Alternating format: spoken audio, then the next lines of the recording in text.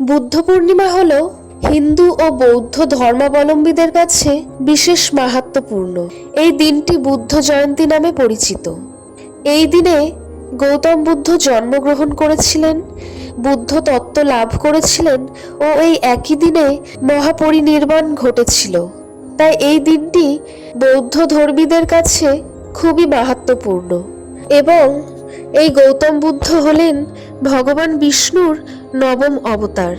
তাই হিন্দু ধর্মীদের কাছেও এই বুদ্ধ পূর্ণিমার বিশেষ মাহাত্ম্য রয়েছে। 2024 সালে বুদ্ধ পূর্ণিমা কবে পালিত হবে, বুদ্ধ পূর্ণিমার শুভ সময়, তিথি ও এই বুদ্ধ পূর্ণিমার দিনটি এত মাহাত্ম্যপূর্ণ কেন এবং এই দিন কি কি শুভ যোগ রয়েছে, এই সব কিছুই আলোচনা করা হবে এই ভিডিওতে। প্রিয় দর্শক, আপনি যদি এই চ্যানেলে নতুন হয়ে থাকেন তাহলে অবশ্যই এই পরম জ্ঞান চ্যানেলটি সাবস্ক্রাইব করবেন। উদয়া তিথি অনুযায়ী 2024 সালের 23শে মে পালিত হবে বুদ্ধ পূর্ণিমা এবং এই দিনে চন্দ্রকে অর্ঘ্যদান ও ব্রত পালনের নিয়ম রয়েছে। যারা এই নিয়মগুলি পালন করেন তারা 22শে মে পূর্ণিমা পালন করবেন।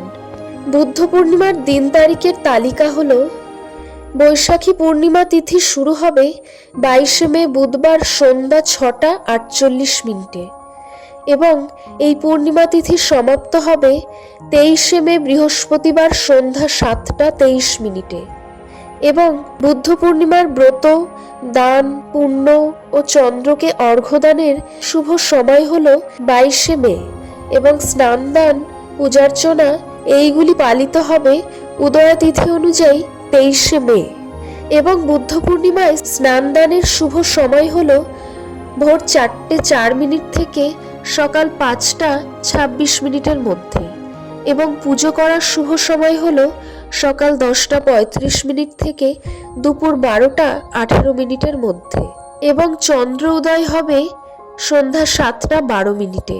হিন্দু ধর্মের ভক্তরা বুদ্ধ পূর্ণিমার দিনে পবিত্র নদীতে স্নান করে বাড়িতে সত্যনারায়ণ পূজা করে থাকে। সন্ধ্যাবেলা চন্দ্র উদয়ের পর চাঁদকে দুধের অর্ঘ্য দান করে। পূর্ণিমা তিথিতে চন্দ্রকে অর্ঘ্য দান করলে মানসিক শান্তি লাভ হয়। এছাড়াও বুদ্ধ পূর্ণিমার দিনে জল ভর্তি কলসি ও খাবার দান করলে গোদানের মতো সমান পুণ্য অর্জন করা যায়। এই তিথিতে বাড়িতে সত্যনারায়ণ ব্রতকথা পাঠ করা শুভ। এই তিথিতে সন্ধ্যাবেলা মা লক্ষ্মীর পূজা করলে লক্ষ্মীকে পদ্মফুল নিবেদন করতে ভুলবেন না। এই সকল সরল উপায় করলে ধন বৃদ্ধি হয়ে থাকে। হিন্দুরা এইভাবে বুদ্ধ পূর্ণিমা পালন করে থাকেন। চলুন এবার জেনে নিই এই বুদ্ধ পূর্ণিমার দিনটি কেন এত মাহাত্ম্যপূর্ণ, কেন এত পবিত্র। এই বৈশাখী পূর্ণিমার দিনটি হল ভগবান বুদ্ধের ত্রিস্মৃতি বিজড়িত। এই পবিত্র তিথিতে ভগবান বুদ্ধ জন্মগ্রহণ করেছিলেন, বোধি বা সিদ্ধি লাভ করেছিলেন এবং এই একই দিনে মহাপরিনির্বাণ লাভ করেছিলেন। হিন্দুদের কাছে গৌতম বুদ্ধ হলেন ভগবান বিষ্ণুর নবম অবতার এবং বৌদ্ধদের কাছে বুদ্ধদেব হলেন তাদের পরম প্রিয় ধর্মগুরু। বৈশাখ মাসের পূর্ণিমার দিন রাজা শুদ্ধোধন ও রানী মায়াদেবীর সন্তান হিসেবে জন্মগ্রহণ করেন ভগবান বুদ্ধ। বৌদ্ধ ধর্মে বলা হয়েছে খ্রিস্টপূর্ব 623 অব্দে গৌতম বুদ্ধ জন্মগ্রহণ করেন। মায়াদেবী কপিলাবস্ত্র থেকে পিতার রাজ্যে যাবার পথে বর্তমান নেপালের অন্তর্গত লুম্বিনী গ্রামে বুদ্ধের জন্ম দেন। 588 খ্রিস্টপূর্বাব্দের এই একই দিনে গৌতম বুদ্ধ সাধনায় সিদ্ধি লাভ করে এবং পাশাপাশি 543 খ্রিস্টাব্দের এই একই বৈশাখী পূর্ণিমার দিনে তিনি মহানির্মাণ লাভ করেছিলেন। এই কারণেই এই দিনটি এত মাহাত্ম্যপূর্ণ।